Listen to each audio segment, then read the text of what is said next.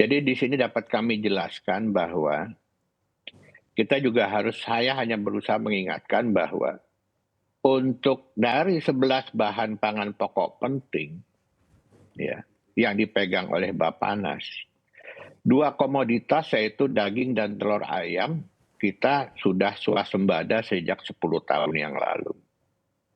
Dan saya harapkan juga para media dan juga masyarakat dan juga pemerintah juga harus bisa melihat ini adalah keswasembadaan pangan berbasis unggas ini ada kompensasinya, di mana biaya produksi kita tuh volatile sekali, ya. Tadi Ibu bertanya, di mana sih yang menyebabkan? Kalau kita melihat dari komposisi pakan yang diklaim selama ini oleh peternak layer, peternak ayam petelur maupun peternak broiler yang dalam bentuk mandiri ataupun corporate, karena memang biaya produksi kita tinggi, itu yang menyebabkan harga pokok produksi kita naik. Baik, kalau gitu saya akan belah ya. Kalau di dalam komposisi pakan kita itu ada 2 macam sumbernya, yaitu bahan pakan lokal dan bahan pakan import. Ya.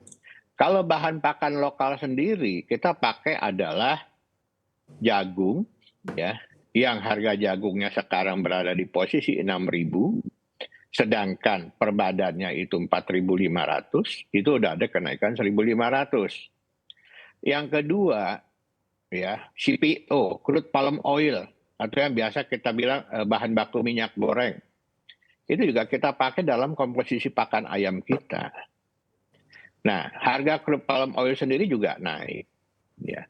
Nah, sekarang kita bicara adalah komponen import. Komponen import kita di dalam pakan ayam itu 35%. Kalau jagung plus CPO tadi 52%. Nah, dalam komposisi import yang 35% ini, salah satu komponen terbesarnya adalah bungkil kedelai.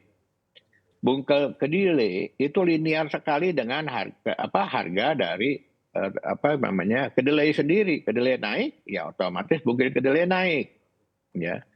Terus ada lagi tepung MBM, meat bone meal, ya tepung daging dan tulang. Itu juga ada kenaikan. Nah, sedangkan posisi pada saat sekarang yang sejak April kemarin, posisi di bahan baku itu berada di posisi di atas 10.000 per kilo, di atas 10.000 per kilo. Kenapa bisa begitu? Karena terjadinya ya krisis geopolitik itu berpengaruh terhadap bahan baku impor. Nah, sekarang kalau kita mau bertanya, komponen import itu berkontribusi berapa sih dari dalam biaya pakan 1 kilonya? Itu berada di posisi 70%-an dari biaya pakan secara keseluruhan. Yang kedua, kalau komponen lokal dan komponen import itu kita gabungkan, berapa sih kontribusinya terhadap biaya produksi per kilo pakan? Itu berpengaruh sekitar 72% untuk saat ini. Nah, ini adalah yang menyebabkan peningkatan HPP dari biaya pakan tersendiri. Dan itu linear langsung kepada apa? Biaya memelihara satu ekor DOC atau menghasilkan satu DOC broiler maupun layer. Nah, di satu sisi lagi, Ibu, maaf, peningkatan HPP ini juga terjadi peningkatan, salah satunya adalah faktor sumber daya manusia.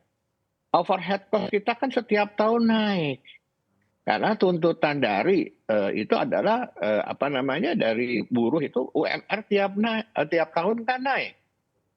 Ayam kita kan nggak bisa jalan langsung ke tempat produksi untuk bertelur atau jalan sendiri masuk ke tempat makanannya, kan perlu tenaga kerja. Ya. Nah, tenaga kerja ini yang berpengaruh terhadap overhead. Sama seperti ya UMR yang ada di perkotaan juga terjadi di pedesaan. Mereka mengerti tentang hal-hal seperti itu.